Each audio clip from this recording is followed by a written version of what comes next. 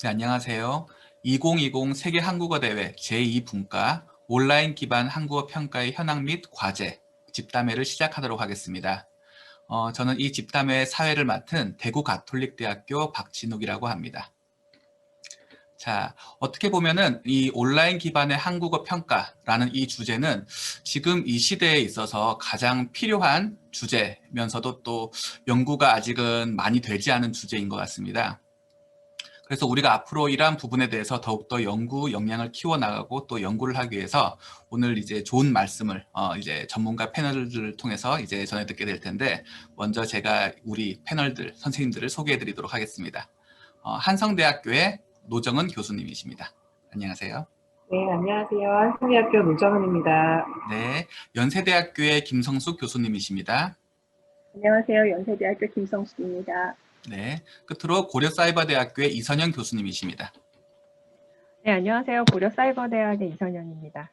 네, 우리 이 전문가 교수님들을 모시고 온라인 평가 과연 어떻게 해 나가야 될까, 이런 것에 대해서 이야기할 텐데, 오늘 저희가 크게 한번 살펴볼 내용은 다음과 같습니다. 그래서 전체적으로 이제 들어가면서 우리가 한국어 교육에 대한 발전을 간단하게 살펴보면서, 그리고 이러한 세계 한국어 대회에 있어서 중요한 이러한 담당을 하고 있는 세종학당 재단에서의 이제 운영되고 있는 평가에 대한 발전, 그리고 온라인 평가로에 대한 시도를 잠깐 살펴보도록 하겠습니다.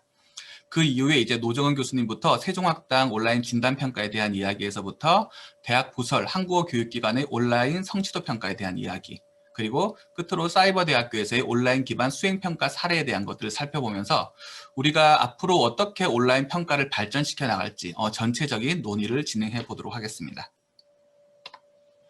자, 그러면은 한번 한국어 교육에 대한 이야기부터 시작을 해보면 좋을 것 같습니다.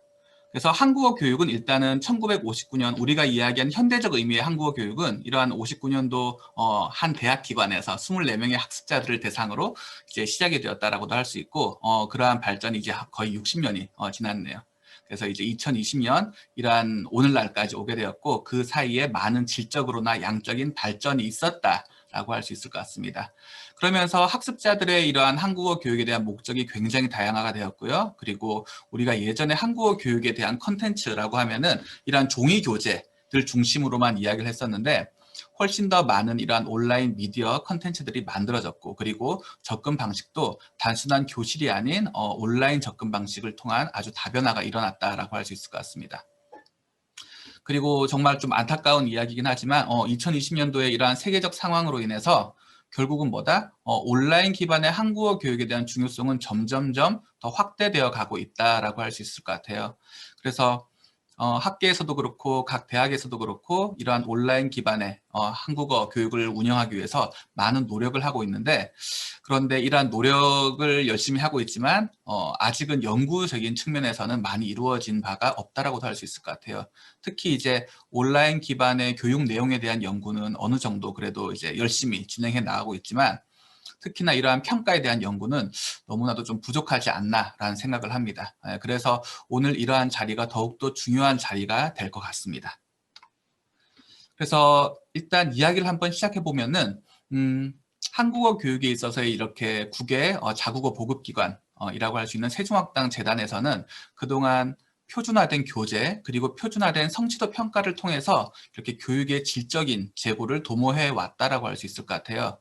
그래서 그간 세종한국어 1에서 8권, 세종한국어 회화 1에서 4권, 그리고 결혼이민자 과정 1권, 2권 이런 것들에 대한 교재 개발과 성취도 평가가 운영이 되었는데, 그 사이에 이러한 평가를 개발하는 사이에 세종학당에서는 이제 학습자들의 이러한 진입 장벽을 낮추고, 그리고 더욱더 교육에 대한 참여도를 높이기 위해서 온라인 진단 평가를 개발한 사례가 있습니다. 그리고 지금 또 앞으로 준비하고 있는 또 다른 세션에서 우리가 볼 수 있는 세종학당 숫달도 평가도 이러한 준비를 하고 있는 상태라고 볼 수 있을 것 같아요. 그래서 오늘 우리가 이야기하는 주요 내용인 온라인 기반 평가라고 하는 것은 2018년도에 이제 처음으로 세종학당 재단에서 만들었었고요. 그래서 이걸 지금 운영하고 있는데, 학습자의 교육과정 진입 전 단계 수준을 파악하고 이러한 현상들을 보면서 결국 이것을 통해 학습자에게 적절한 교육과정을 추천하는 방식으로 운영이 되고 있다고 합니다. 그리고 앞으로 또 이제 개발될 부분인데, 2021년도부터는 이제 성취도 평가에 대한 이러한 온라인 출제 시스템을 활용해서 보다 학당별로 출제조차도 이제 온라인으로 할 수 있도록 하는 이러한 시스템을 개발하고 있다라고 하겠습니다. 자, 여기까지 이야기하면 일단은 좀 궁금해 하실 것 같아요. 그래서 세종학당 온라인 평가는 과연 무엇이고, 그리고 대학 부설기관에서 우리가 궁금해하는 온라인 성취도 평가는 어떻게 진행이 되고 있고, 그리고 사이버대학에서는 어떻게 수행평가를 하고 있는지, 그러면은 우리가 이제 처음부터 이제 한번 살펴보도록 하겠습니다. 그러면 이제 한성대학교에 있는 노정은 교수님께서 먼저 온라인 진단평가 어떻게 개발되었고 어떠한 주요 논의가 있었는지 한번 이야기를 해주시면 어떨까요? 노정은 교수님을 모셔보도록 하겠습니다.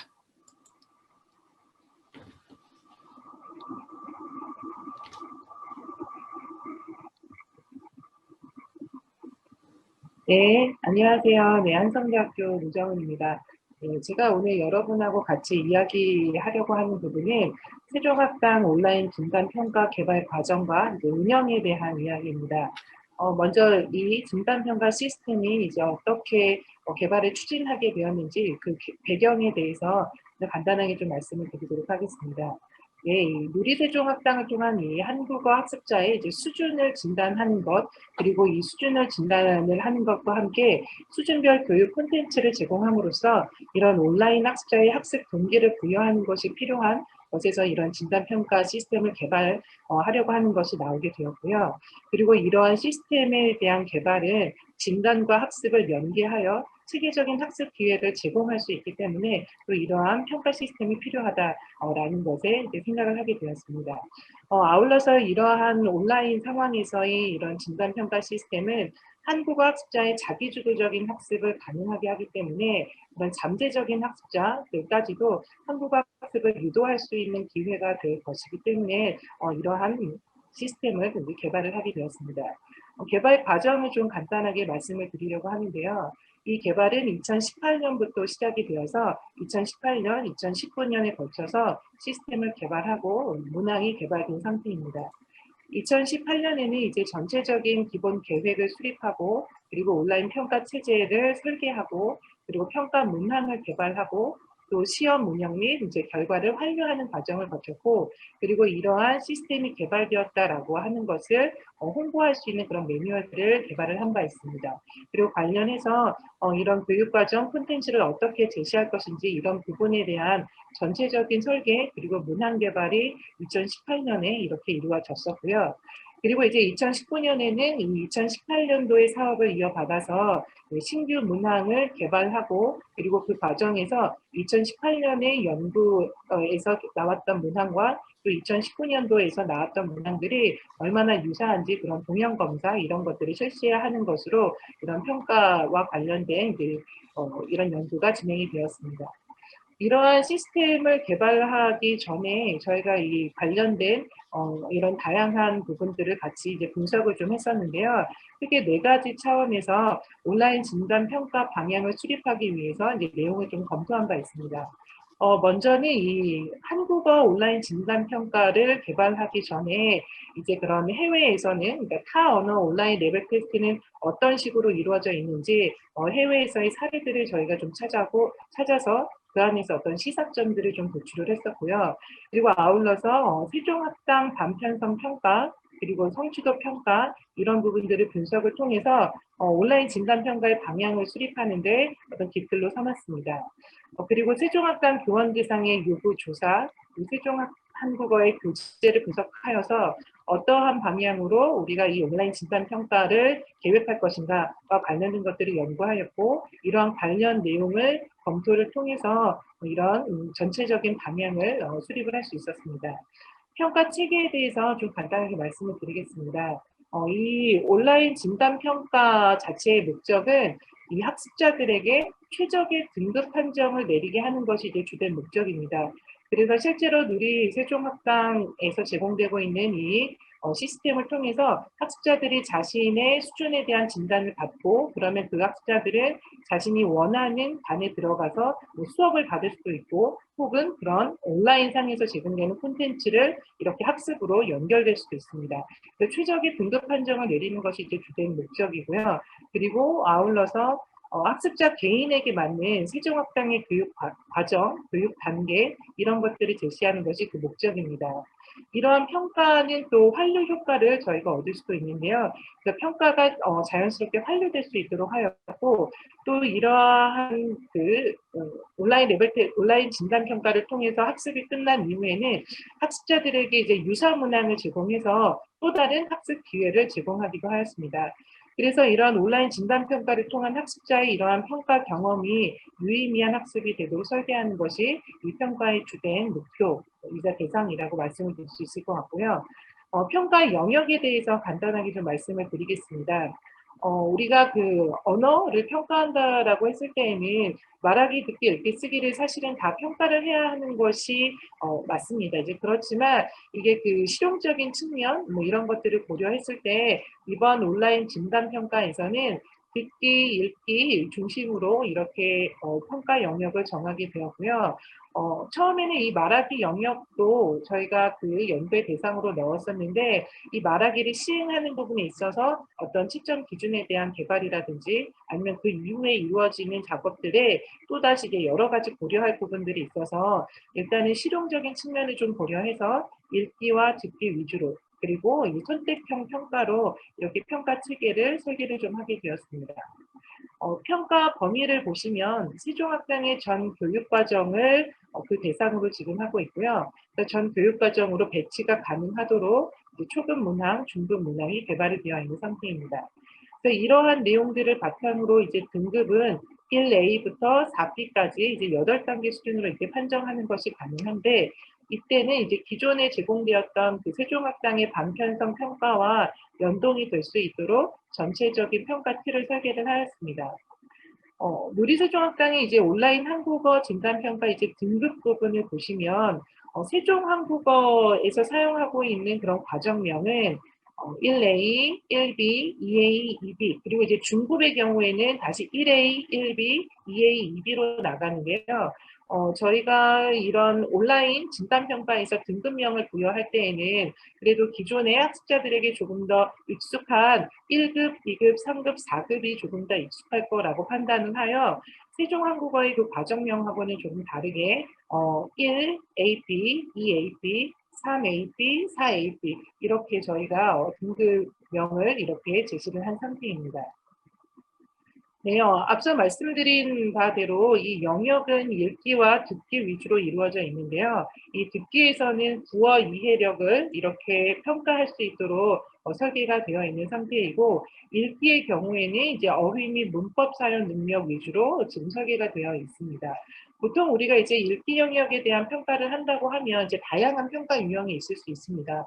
뭐 세부 내용을 파악하기, 뭐 어떤 중심 내용을 파악하기 등등 여러 가지가 있을 수 있지만 이 진단평가의 목적 자체가 학습자들이 어떤 수준에 맞는 반을 배치하는 것, 레벨 테스트, 배치평가 뭐 이런 성격들도 좀 갖고 있기 때문에 그러기 위해서는 그 해당 등급에서 배운 어휘와 문법들을 얼마나 정확하게 알고 있느냐가 측정이 되어야 그 반에 배치하는 것이 자연스럽게 연결이 될 수 있기 때문에 이번에 읽기는 어휘와 문법 사용 능력을 위주로 이렇게 평가 내용들을 설계를 하게 되었습니다. 다음은 그 각 난이도 및 이제 등급과 관련된 문항 수인데요. 초급과 중급에서 우리가 문제로 내고 있는 이런 등급에 대한 내용 그리고 각각의 읽기 문항 수와 듣기 문항 수를 좀 보실 수 있습니다. 그래서 이러한 전체적인 설계를 먼저 한 이후에 그리고 이것에 맞추어서 시스템을 개발하고 또 평가 문항을 개발하는 식으로 이루어져 있었습니다. 이 2018년도에 이 연구가 처음으로 개발이 시작이 되면서 시스템도 이제 그때 구축이 되었는데요. 시험 시행 시스템이 이제 어떤 식으로 이렇게 개발이 됐는지 그 부분을 간단하게 좀 말씀을 드리도록 하겠습니다. 학습자들은 이제 처음에 그 누리세종학당 홈페이지에 이제 접속을 하게 되면 로그인을 하게 되고 그리고 이제 그 진단평가를 볼 수 있는 곳으로 이제 들어가게 되겠죠. 그 다음에는 초, 중의 급에 맞는 이제 시험을 본인이 선택을 하게 됩니다. 다음은 응시 정보에 대한 이런 설문조사를 저희가 간단하게 이제 요구를 하고 있고요. 그 다음에 바로 듣기 시험 먼저 진행이 됩니다. 그리고 듣기 시험이 잘 이루어질 수 있는지 그런 시스템에 대한 테스트를 할 수 있는 페이지가 나오게 되고요. 그리고 실제 듣기 시험이 이렇게 시행이 됩니다. 듣기 시험이 종료가 된 다음에는 이제 읽기 시험에 대한 안내로 이루어지고요. 또 읽기 시험이 제대로 이루어지는지 이런 시스템을 테스트할 수 있는 그런 예시, 그런 보기 문항이 나오게 됩니다. 그리고 그 뒤에는 읽기 시험을 시행하게 되고, 그리고 읽기 시험을 모두 다 종료를 하면 학습자들은 바로 본인의 성적을 확인할 수 있게 됩니다. 이 성적 확인을 어떤 식으로 할 수 있는지는 제가 뒷부분에서 다시 한번 말씀을 드리도록 하겠습니다. 이러한 성적 확인 이후에는 또 이제 본인이 이제 궁금했던, 틀렸던 문항, 그리고 맞았던 내용, 이런 것과 관련된 유사 문제를 풀이할 수 있는 그런 내용을 제공을 하고 있고요. 또 본인의 등급에 맞는 어떤 추천 프로그램들을 같이 제시해서 학습자가 바로 자신의 수준에 맞는 프로그램으로 연결되어서 학습이 이루어질 수 있도록 시스템도 같이 이렇게 개발이 된 상태입니다. 보시는 화면은 시스템의 예시 이제 부분인데요. 제일 상단에 세종학당 로고가 나와 있고, 그 아래 이거는 지금 듣기 문항의 예시인데 듣기에 대한 아이콘, 그리고 지금 시계와 관련된 시간이 얼마 남았다라고 하는 이런 정보, 그리고 실제 보기 문항, 그리고 문항을 다 보게 되면 다음 버튼으로 연결이 될 수 있도록 이러한 식으로 지금 화면이 구성이 되어 있는 상태입니다. 다음은 이제 문항 개발 절차를 이제 좀 간단하게 말씀을 드리려고 하는데요. 2018년에도 이제 문항이 이제 몇 세트가 개발이 되었고, 2019년 연구에서도 이 진단평가 문항이 몇 세트가 개발이 된 상태입니다. 이 문항이 개발된 과정을 말씀을 드리도록 하겠습니다. 먼저 전체 출제 방향에 대한 수립을 한 이후에 출제 계획표를 작성을 하고, 그리고 이제 문항을 개발한 이후에 이 등급관이 서로 검토를 하고 또 영역관이 검토를 하게 됩니다. 그러면서 문항을 수정 보완하고, 그리고 그런 또 외부 자문위원회 이제 검토를 거쳤습니다.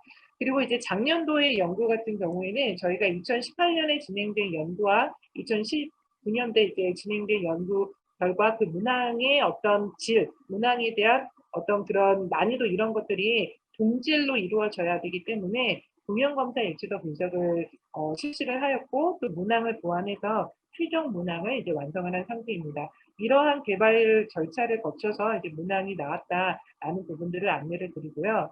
그래서 2018년, 2019년에 개발된 그런 현황은 초급 7세트 그리고 중급의 7세트가 지금 개발이 되어 있는 상태입니다. 각각 이제 개발된 문항에서는 이제 듣기는 아까 구어 이해력을 중심으로 문항이 개발되었다라고 했는데요.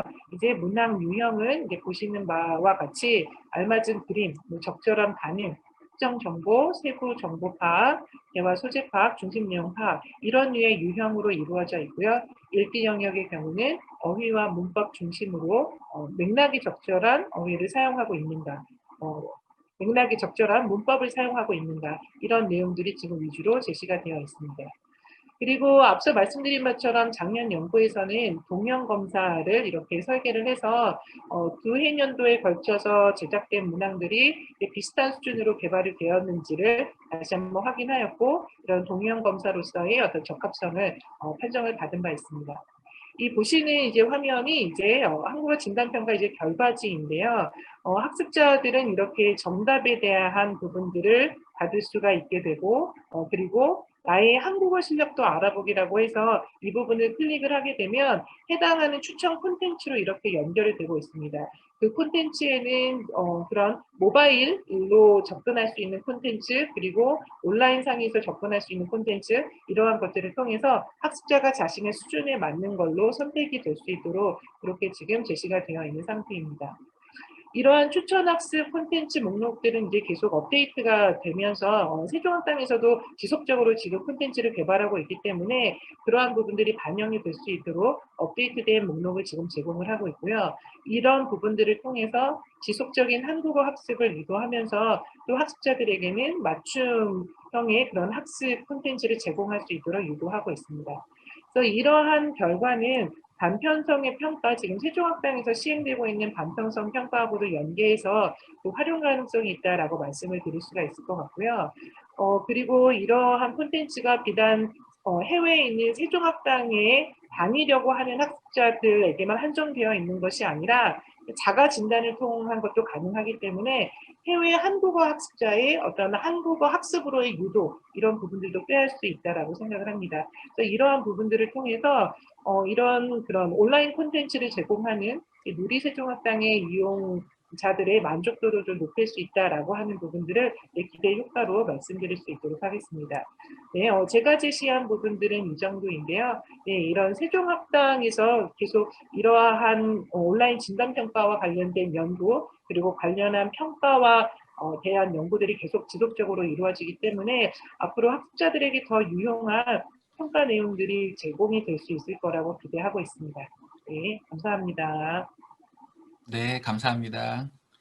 어떻게 보면은 그 첫 번째 발표로서 이렇게 온라인 평가 지금 운영되고 있는 것들에 대해서 청을 드렸는데, 우리가 이제 청자의 입장에서 본다고 하면 이미 다 만들어진 것은 아닌가라는 것에 대한 약간 의문이 들 수도 있을 것 같아요. 그래서 제가 볼 때는 이미 충분히 잘 만들어져 있고 그리고 잘 운영되고 있는 것 같은데, 그러면은 이 모습 자체가 우리가 앞으로 온라인 평가에 대해서 기대하는 가장 베스트의 그러한 최종 도달점이라고 할 수 있는지, 혹은 이 이후에 더욱더 발전시켜야 되는 것은 있는지, 혹은 또 이걸 가지고 우리가 대학 부설기관, 흔히들 이야기하는 어학당에 적용이 가능한 것인지, 이런 것들에 대해서 간단하게 답변을 해주시면 어떨까요?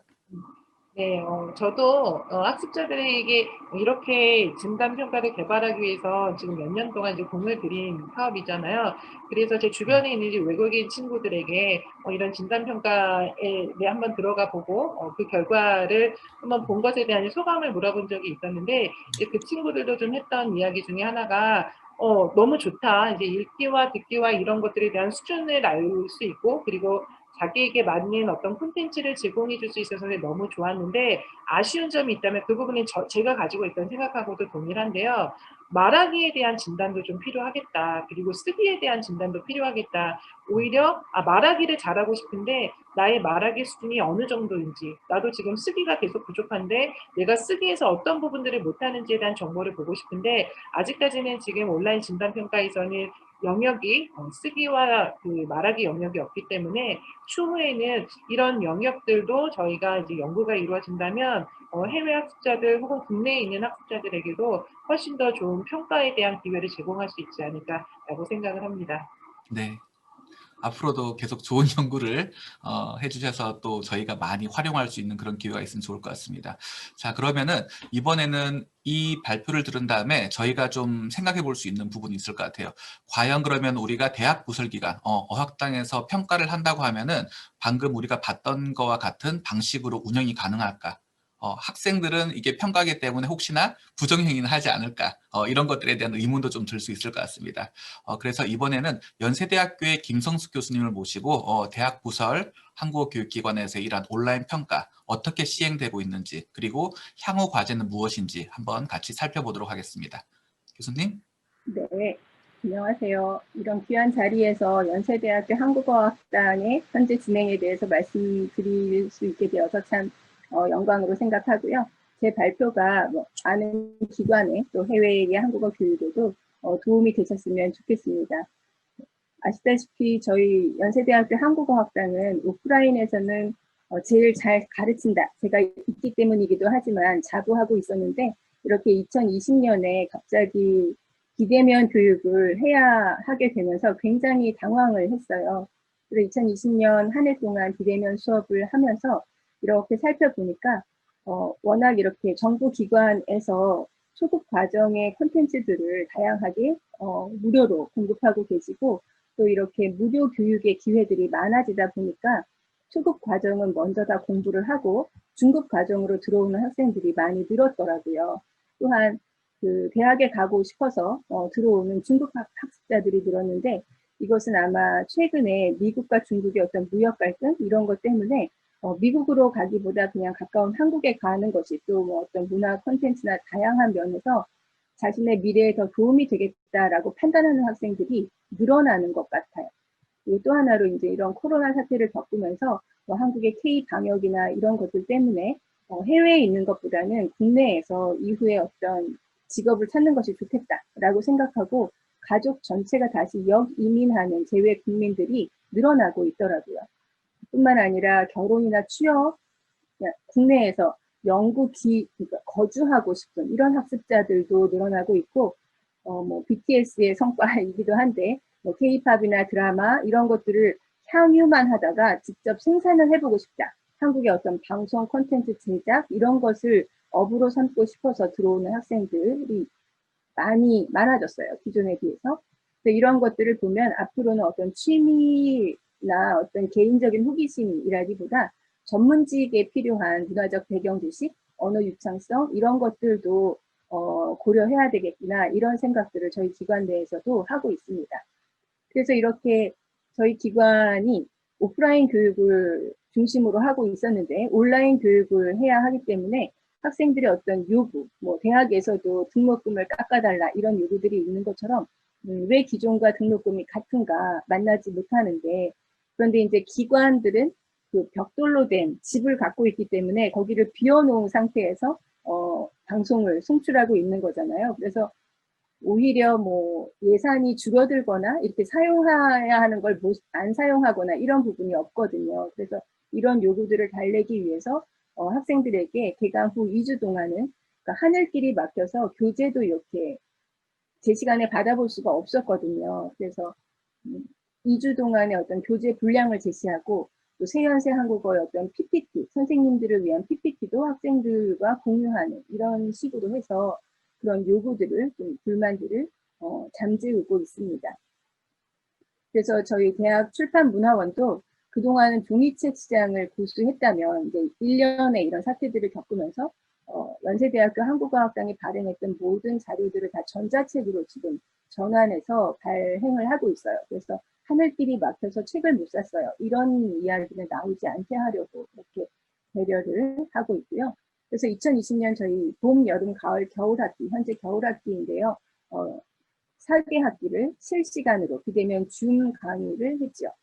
그러면서 진단평가를 할 수 있는 방법이 막막한 거예요. 그래서 간단하게 몇 개의 질문을 주고 말하기 과제를 녹음해서 파일을 업로드하게 하고 쓰기 과제도 에세이 쓰기 형식으로 써서 제출을 하면 기관의 숙련된 선생님들께서 들어보시고 진단을 하는 거죠.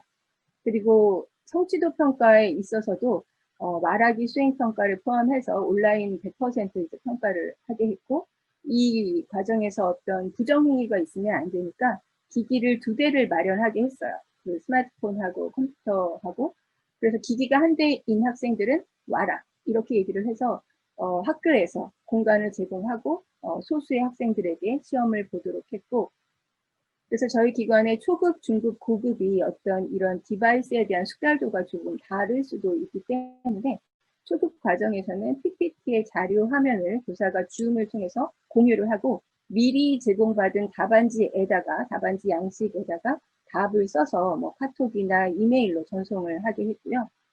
또 이제 중급 정도 되면 이제 구글 설문 양식을 이용해서 객관식 문항들은 바로 채점이 가능하게, 그리고 주관식 문항들만 답안을 써서 선생님에게 제공하는 이런 방식으로 하거나, 아니면 PDF 시험 파일 형식을 학생들의 단톡방에 보내고 학생이 자기 시간에 맞추어서 문제를 풀어서 답안지를 보내게 하는 이런 이제 3가지 방식으로 운영을 하다 보니까 학생들이 이제 초급에서 중급으로 올라올 때 이전 과정하고 다른 것에 대한 불편함 이런 것들을 또 이야기를 해서 저희가 가급적이면 하나의 모습으로 통일해야 되겠다.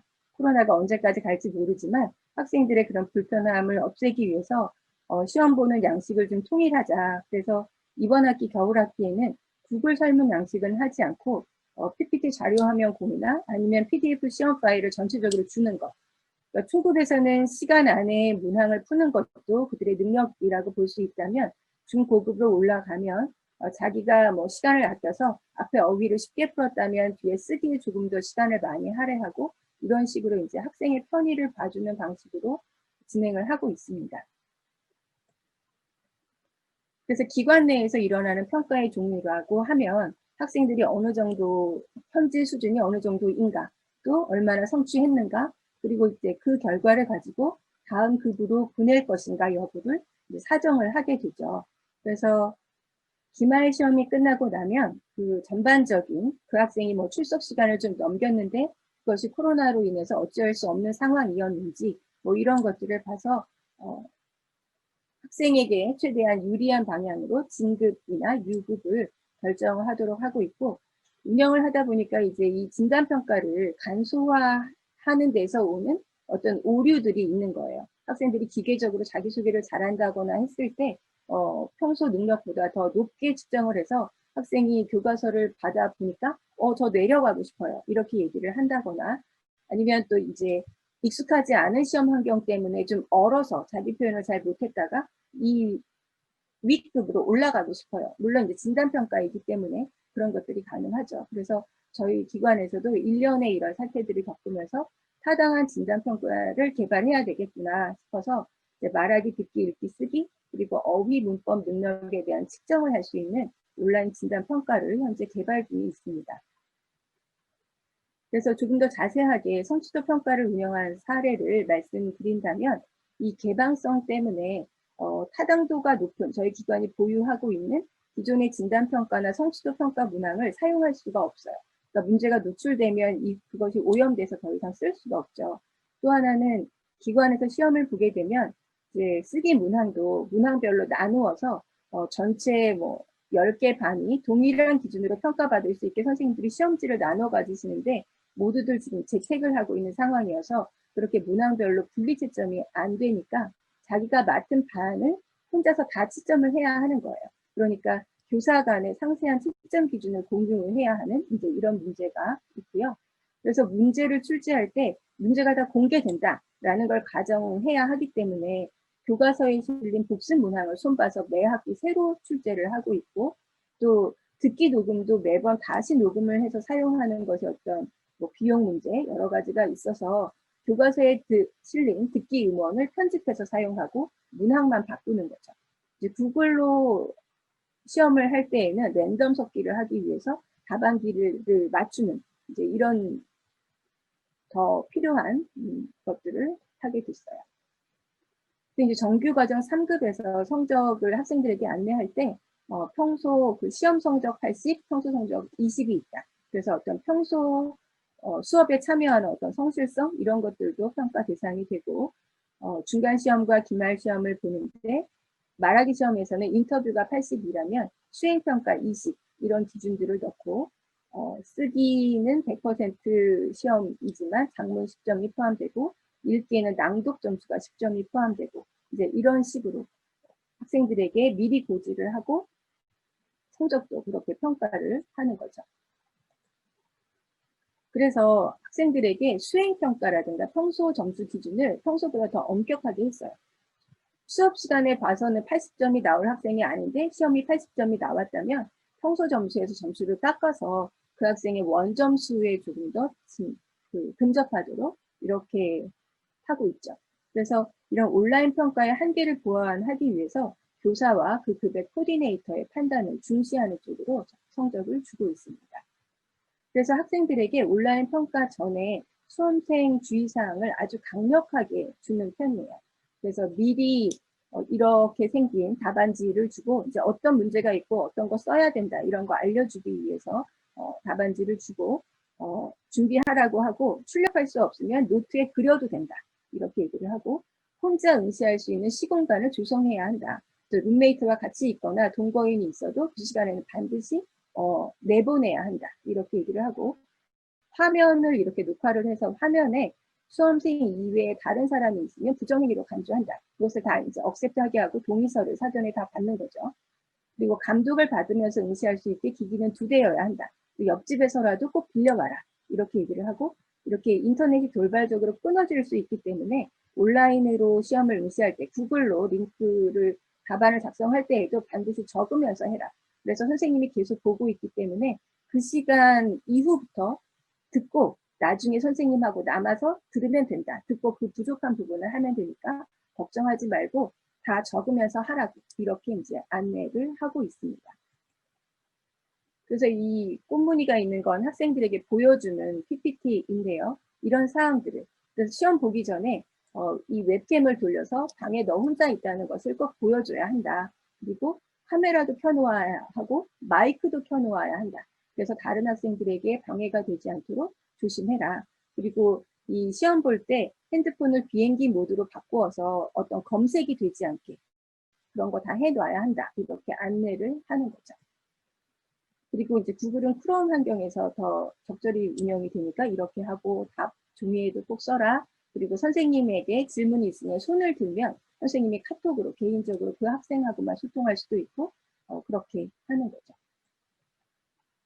그래서 이제 이런 주의사항, 어떤 저작권에 대한 이제 어떤 평가 문제를 공유하지 않아야 하는 것에 대한 이런 어떤 디지털 리터러시라고도 할 수 있는데 평가 상황 자신이 얼마나 도덕적이어야 하는가 이런 것들을 잘 알려줍니다. 그럼에도 불구하고 학생들이 답안지를 찍어서 보낼 때 교과서가 밑에 펼쳐져 있는 거예요.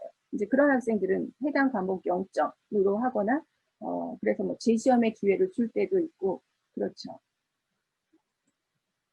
그래서 온라인으로 시험지를 이제 PDF로 공개할 때에도 이 자료의 저작권은 학교에 있다. 너네가 무단으로 뿌리면 안 된다. 이런 것들을 누누이 강조하게 되고요. 그래서 기말 시험을 본 다음에 성적 사정회의에서 대상이 조금 변화했어요. 그러니까 기존에는 학교에 오기가 어려우니까 출석 미달로 진급을 못하는 학생들이 많았는데 지금은 그런 학생이 한 5% 미만으로 줄어들었어요. 그러니까 집에서 일어나자마자 일단은 켜고 들을 수 있기 때문에 출석 미달 학생이 없고 중급을 수강하고도 학생들이 저 이거 한 학기 더 할래요. 온라인으로 했기 때문에 충분히 제가 성실하게 잘하지 못한 것 같아요.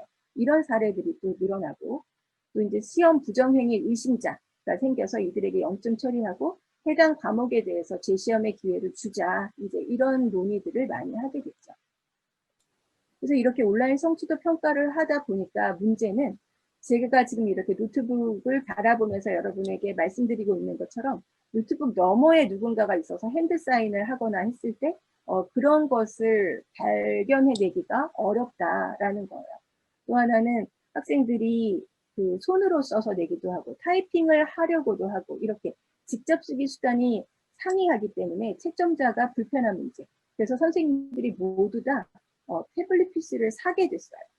이 1년 내내 이걸 하면서 숙제에 대한 검사도 그렇고 또 시험 문항을 매 학기 새로 출제해야 되는 것도 굉장히 피곤한 문제이고 또 교과서에 있는 문제들을 많이 사용하다 보니까 상대적으로 낮은 난이도의 성취도 평가를 하게 되어서 학생들의 학력 저하 문제에도 굉장히 우려스러운 부분이에요. 또 이렇게 인터넷이 중간에 끊길 수 있기 때문에 코디네이터는 굉장히 긴장을 하면서 열반 선생님들에게 어떤 민원이 발생할지 모르기 때문에 늘 대기 상태에 있어야 한다는 점. 그리고 시험이 끝난 다음에 피드백을 드려야 하는데 학생들을 한 명 한 명 소회의실로 불러서 할 때 나머지 학생들이 약간 방치되는 이런 문제들이 있더라고요. 그래서 이런 일들을 어떻게 해결할까. 그래서 소회의실로 부르지 않고 학생별로 코멘트를 적어서 주고 다 같이 할 수 있는 문제풀이 시간 이렇게 운영을 하기도 해요.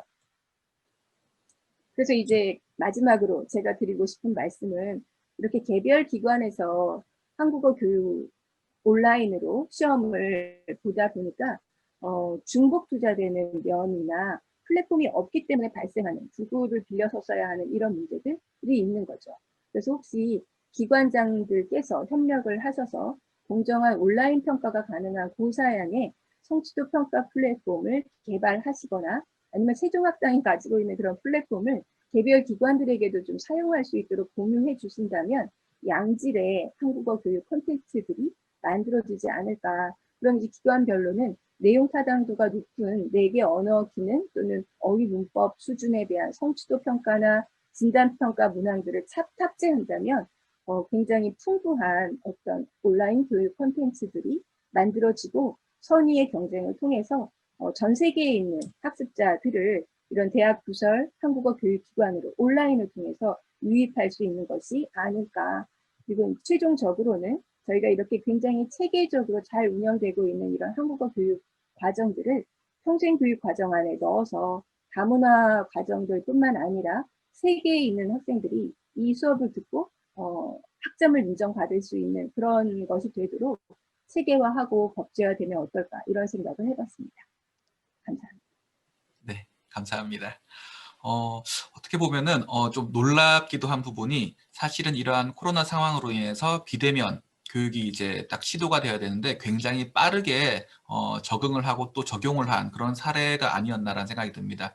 그래서 어떻게 보면 그게 뭐 말씀하셨던 대로 이렇게 한국어 교육계를 선도하고 있는 연세대 한국어학당의 이러한 저력일 수도 있다는 생각을 했고요. 그리고 평가라고 하는 것이 역시나 문항 유형이 뭐 또 반이라면은 결국은 시행이 반이구나라는 생각을 하게 되었습니다. 그래서 이러한 절차들, 특히나 이렇게 부정행위라든지 이렇게 학생들이 이제 평가에 참여하는 방식이라든지 이런 면에 있어서 어려운 점이 굉장히 많은데 사실 그런 것들에 대해서 굉장히 절차화시키고 규정을 만들고 이러한 과정들이 그 어떤 기관보다 굉장히 빨리 진행이 되었고 잘 적용을 하고 있는 것 같습니다. 그런데 또 한편으로 조금 궁금한 것은 그래서 아까도 그런 말씀을 하셨는데 학생들의 이러한 성취도가 좀 저하된 느낌이 든다라든지 이런 것들에 대한 이야기가 있었던 것 같아요.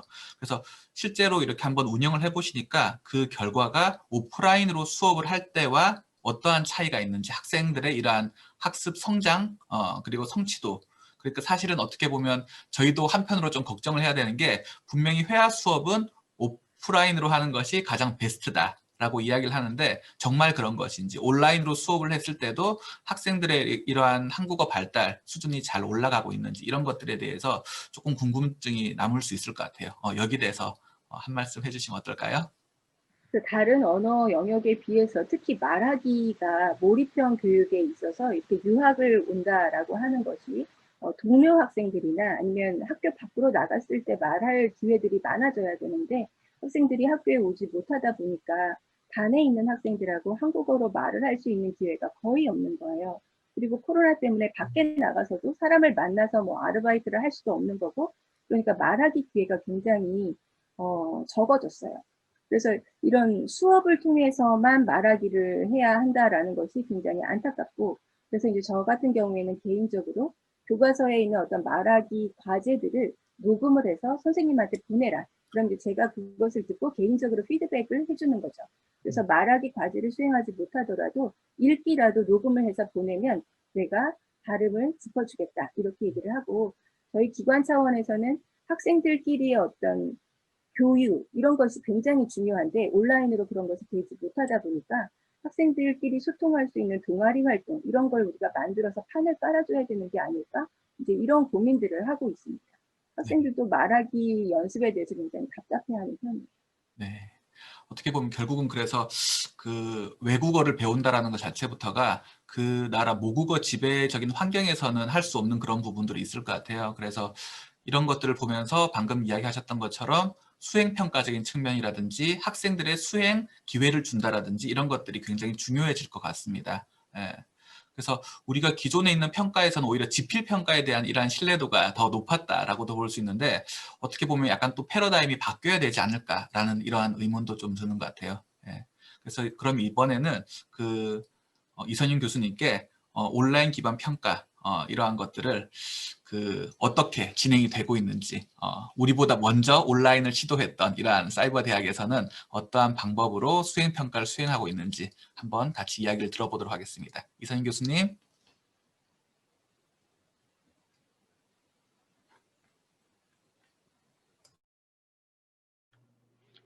네, 안녕하세요. 저는 고려사이버대학교의 이선영입니다. 네, 저는 오늘 그 사이버대학에서 외국어, 시행되고 있는 외국어 평가의 사례를 좀 소개를 해드리고요.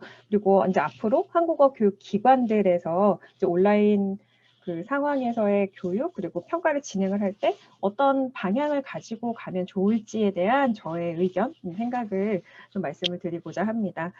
네, 먼저 저는 한국어 다문화 학부에서 한국어 교육 전공생들을 가르치고 있습니다. 그래서 오늘 소개해드릴 이 사례들은 제가 직접 시행을 한 것이 아니라 저희 학교 그 실용 외국어 학과에서 시행되고 있는 평가의 사례를 제가 교수님들께 인터뷰를 요청을 드렸고 그 인터뷰 조사를 통해서 얻은 결과, 그러니까 정보라는 말씀을 드리고 싶습니다.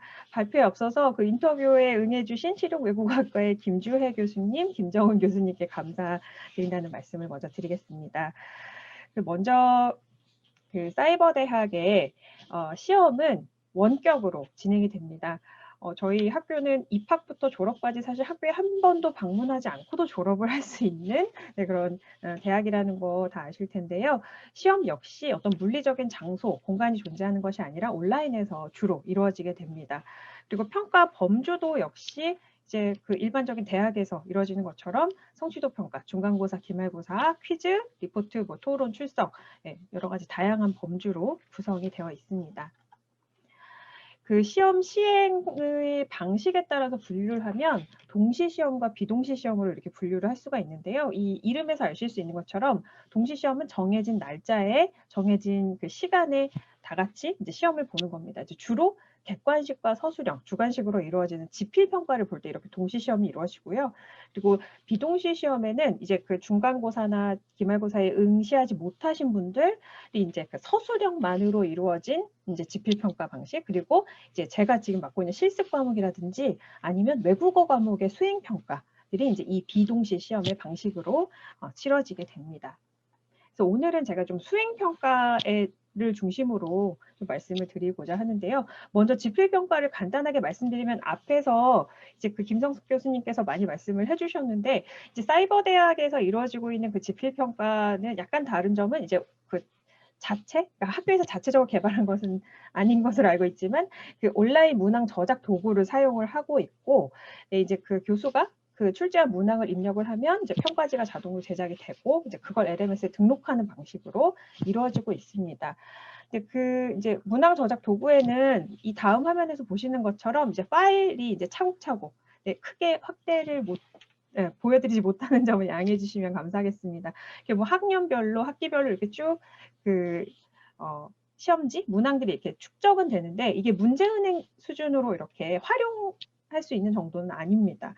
그런 문항 정보들이 입력이 되고 있진 않아 가지고 하지만 그냥 그 내가 예전에 출제했던 문항은 이렇게 늘 확인이 가능한 이런 저작 도구를 사용을 하고 있고요.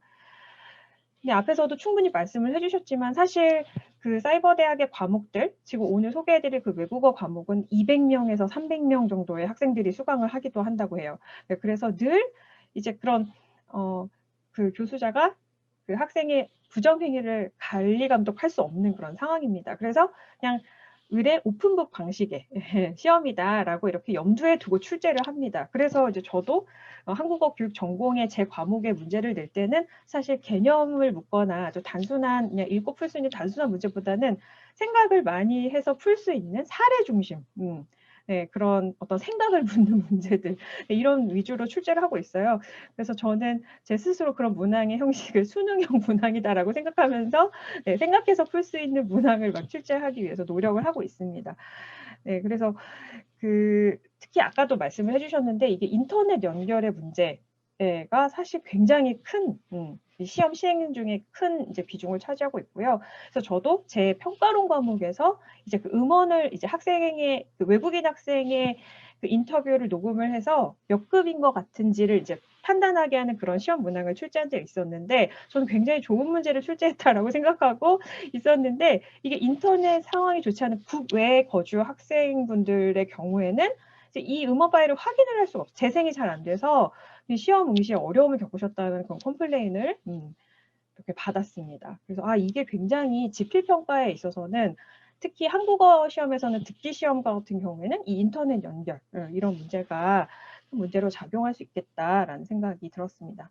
그래서 먼저 제 발표 결론을 말씀을 드리면 앞으로 이제 한국어 교육 현장에서 온라인 방식으로 수업이 진행이 된다, 그리고 평가가 진행이 된다라고 했을 땐 이 지필 평가들이 갖고 있는 여러 가지 문제점, 아까 김성숙 교수님도 말씀하셨지만 이게 학생의 부정행위를 하겠다라고 마음을 먹으면 교사가 그거를 100% 관리 감독할 수 없다라는 문제가 존재를 하기 때문에 저는 이제 수행 평가로 가는 것이 맞다라고 이렇게 생각을 합니다. 그래서 오늘 이제 저희 학교에서 시행이 되었거나 아니면은 시행되고 있는 그런 사례들을 좀 몇 가지 소개를 해드리려고 합니다. 일단은 첫 번째는 그 영어 말하기 과목에서 치러지고 있는 녹음 후 채점 방식입니다.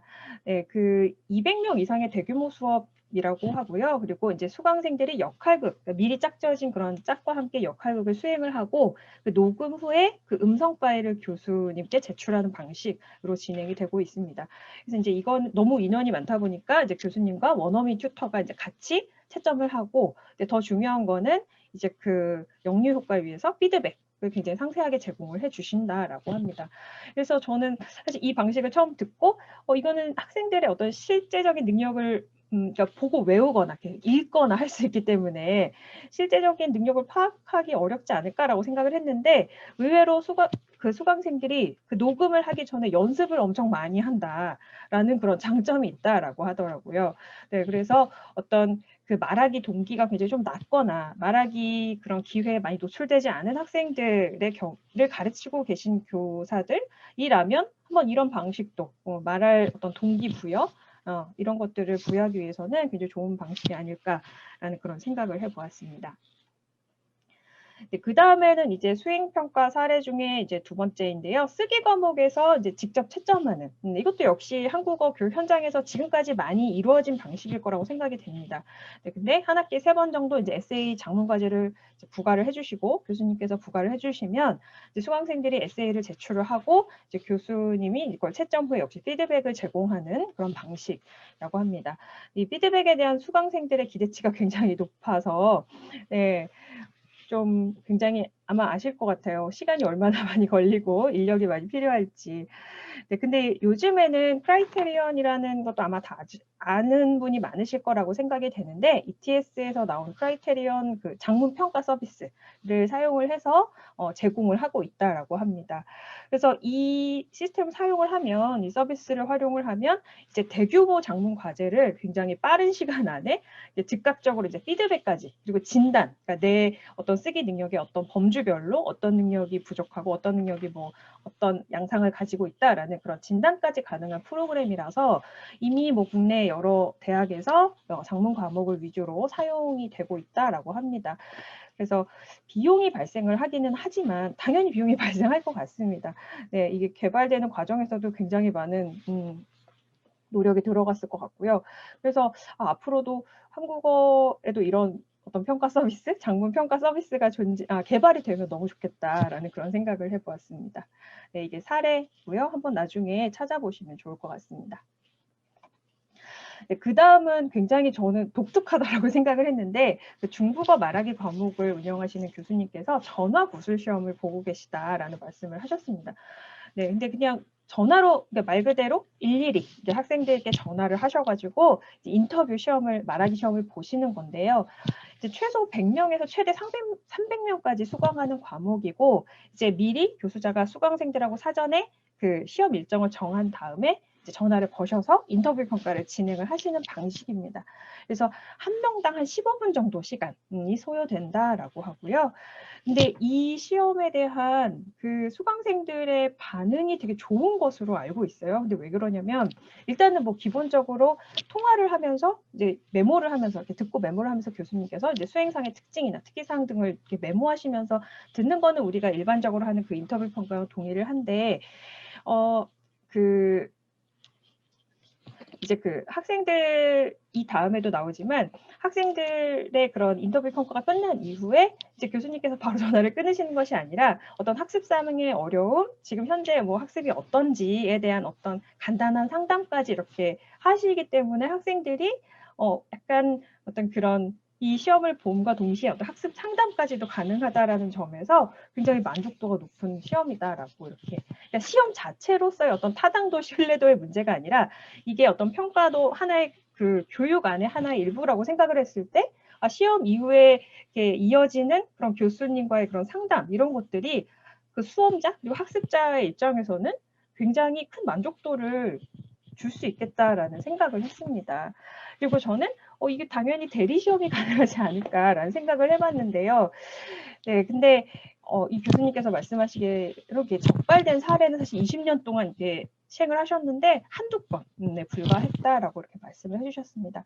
그리고 또 역시나 그런 수강생들의 학습 변경이 굉장히 다양한데, 그러니까 순수한 한국인 중에 중국어를 처음 배우는 학습자들, 뭐 중국어 모험하자도 있고 중국에서 장기 체류한 한국인 여러 이제 배경이 있는데 각각의 변인들을 고려해서, 네, 아까 김성숙 교수님도 역시 말씀해 주셨지만 평가자의 판단을 중요시하면서 이렇게 채점을 하신다라고 이렇게 말씀을 하셨습니다.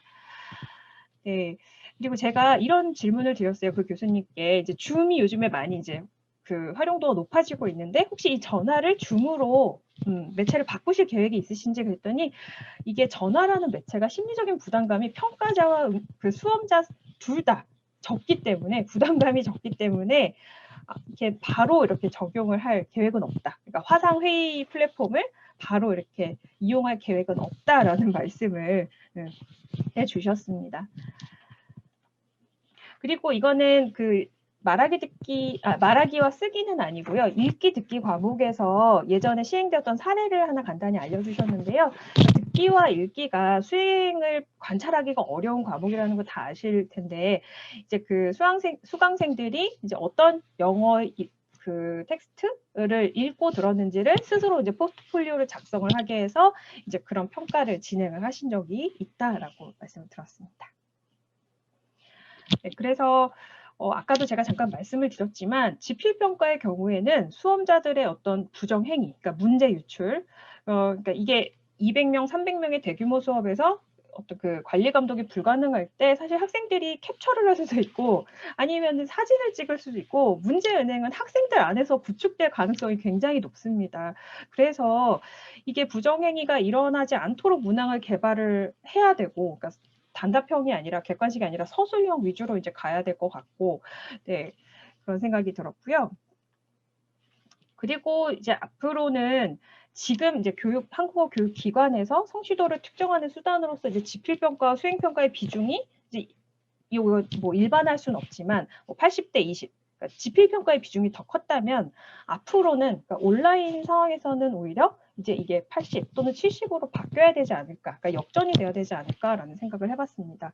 그러니까 굉장히 아이러니하지만 직접 대면을 할 수 없는 상황의 교육 상황에서 오히려 대면을 해야 되는, 대면에서 이루어지는 평가들이 더 어떻게 보면 타당도가 높아지는 그런 상황이 되지 않았나라는 생각을 해봤습니다. 그런데 지필평가는 그렇다고 해서 이제 온라인 평가에서 버려야 되는 것인가? 근데 그렇지는 않고요. 이제 아까도 말씀을 해주셨지만 노정원 교수님이 말씀해주신 그런 어떤 그런 진단 평가로서의 수단으로서는 굉장히 활용 가치가 높지 않을까? 여전히 활용 가치가 높다라는 생각이 들고요. 그리고 어떤 레벨 테스트 외에도 이제 학습자들이 내가 지금 한 어느 정도 가고 있는가? 네. 어떤 전면적인 숙달도나 전면적인 어떤 성취도를 이렇게 속속들이 관찰하는 것은 어렵지만 단순히 어떤 진단을 하고 내 부족한 측면들을 이렇게 발견하게 하는 데 있어서는 온라인 지필평가가 적극적으로 활용되어야 될 필요가 있고, 그리고 앞서서도 말씀해 주신 것처럼 그런 플랫폼들, 그런 시스템들이 좀 구축이 되어야 될 필요가 있지 않을까라는 생각을 하고 있습니다. 네, 제 발표는 여기까지입니다. 네, 감사합니다, 교수님. 네. 방금 발표를 들으면서 저는 역시 그 사이버대학교에서 오신 교수님이 계시니까 용어가 다르구나. 동시시험과 비동시시험이라는 것도 저는 지금까지 생각해보지 못했던 그런 용어인 것 같습니다. 그리고 저희가 한 번쯤 고민해봐야 되는 그런 문제들은 방금 이야기하셨던 것 중에서 지필평가, 그래서 아주 좋은 방식의 문항 유형이라고 생각하셨던 그런 수학 능력을 보시는 이런 평가라든지, 그리고 앞으로 어떻게 보면 패러다임 자체가 수행평가로 넘어가야 되지 않을까, 이런 부분이 저희가 꼭 한번 염두에 둬야 되는 그런 부분이 아닐까라는 생각을 했습니다. 그러면 이선희 교수님, 저기 어떻게 보면은 이러한 지금 청중들을 대신해서 제가 한번 질문 드리고 싶은 거는, 그래서 저희가 앞으로 그러면은 개발해야 되는 문항 유형들 어떻게 변화가 될까요? 그리고 아까 이야기하셨던 것 중에 좀 인상적이었던 게 학생들의 만족도라는 것이 결국은 뭔가 피드백이나 상호작용적인 측면이 굉장히 강하다는 느낌이 들었는데, 이런 것들을 높이려면 어떠한 방법들을 우리가 추구해 볼 수 있을까요? 네, 그 굉장히 큰 질문을 먼저 첫 번째 주신 질문은 엄청 큰 질문인 것 같은데요. 정말 근데 단적인 사례로 말씀을 드리면 이제 그 사지선다, 오지선다, 우리가 전형적으로 이렇게 가지고 있는 사지선다, 오지선다가 그러니까 위주로 되어 있던 기존의 시험 방식에서 이제는 어떤 그 서술형, 그러니까 지필평가라면 서술형으로 당연히 가야 하고 초급부터 그렇게 서술형 중심의 시험으로 가야 하지 않을까라는 생각이 들고요. 네, 그리고 또 이제 그 아까 그 상호작용에 대한 말씀을 해주셨는데 사실 이 상호작용은 시험의 실용도와 어떤 직접적인 연관성이 있는 것 같습니다.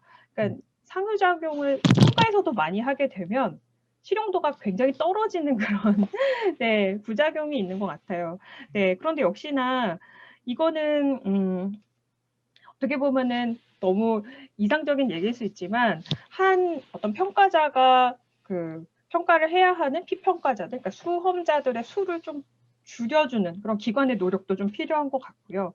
네, 그리고 또 이런 혼자만 그런 수행평가를 그리고 혼자만 그런 상호작용을 통해서 수행을 이렇게 관찰을 했을 때 그 부담감, 평가자의 부담감도 굉장히 큽니다. 그런 점에 있어서 또 복수의 평가자를 좀 기관에서 이렇게 두어서 좀 이런 평가자의 부담도 줄여주고 타당도, 신뢰도도 높일 수 있는 그런 좀 접근이 필요하지 않을까라는 생각을 해봤습니다. 네. 어떻게 보면 우리가 지금까지 저희의 수업을 도와주던 TA의 역할이 어떻게 보면은 평가 보조 선생님의 네, 이런 맞습니다. 역할로도 필요할 수가 있을 것 같습니다. 네. 네. 오늘 사실은 교수님들께 이러한 발표를 청하면서도 제가 처음에 아주 그러한 무모한 말을 한 것 같아요. 아직 연구가 많이 되어 있지 않고 앞으로 더욱더 할 게 많다라고 했는데 교수님들께서 해주신 말씀을 들으니까 이미 다 잘하고 있지 않았나. 저희가 인식을 하지 못했을 뿐 벌써부터 움직임이 있었고 그리고 역시나 한국인의 저력답게 빠르게 또 적응해 나가는 그런 부분들이 있었던 것 같습니다. 그래서 오늘 전체적인 내용들을 제가 한번 복기를 해보면은 첫 번째로 이제 노정훈 교수님께서 해주셨던 그런 이야기들을 보면은 온라인 기반 평가에 대한 토대를 마련하기 위해서는 결국은 이러한 뭐 국가 차원에서 운영해야 되는 것도 있고 그리고 그러한 개발 절차들을 보니까 굉장히 많은 이러한 검증의 과정 그리고 온라인 개발 업체의 역할도 굉장히 크다라는 이런 생각을 했었고요. 그리고 이러한 시험들이 좀 더 우리가 신뢰도 있고 안정적으로 시행되기 위해서는 김성수 교수님께서 말씀해 주셨던 것처럼 뭔가 온라인 기반 평가들을 운영하기 위한 규정, 절차, 체계, 학습자들에 대한 참여 방식 이런 것들에 대한 연구도 분명히 이루어져야 된다라는 생각을 하게 되었습니다. 그리고 끝으로 이제 이선영 교수님께서 말씀해 주셨던 그러한 온라인 기반 평가에 있어서의 수행평가 이런 측면을 보면은 우리가 알고 있는 신뢰도 높은 문항 유형이라는 것은 과연 무엇인지 이것이 온라인으로 시행되는 데 있어서의 그러한 어려움은 없는지 그리고 지필평가에 대한 신뢰도 그 이상으로 이제 우리가 수행평가에 대한 신뢰도를 더 높게 보고 타당성 있는 문항 유형을 개발해야 되는 것은 아닌지 이런 것들에 대한 생각을 하게 된 시간이었던 것 같습니다. 그래서 저희한테 지금 주어진 시간이 거의 이제 마무리가 되어 가는데 사실은 교수님들과 더욱더 많은 이야기들을 하고 또 청중들과 이야기를 하고 싶지만 여기에서 일단은 인사를 드리고 또 교수님들께 이제 보시는 분들이 또 개별적으로 연락을 드려서 궁금한 점과 이러한 논의점에 대해서 이야기를 하지 않을까라는 생각을 합니다. 오늘 함께 해주신 교수님 세 분 너무나도 감사드립니다. 네, 그러면은 네, 네 그러면은 오늘 저희 집담회는 여기에서 마무리하는 것으로 하고 또 이어서 또 좋은 집담회 발표 들으시길 바라겠습니다. 오늘 참여해주신 여러분 모두 다 감사드립니다.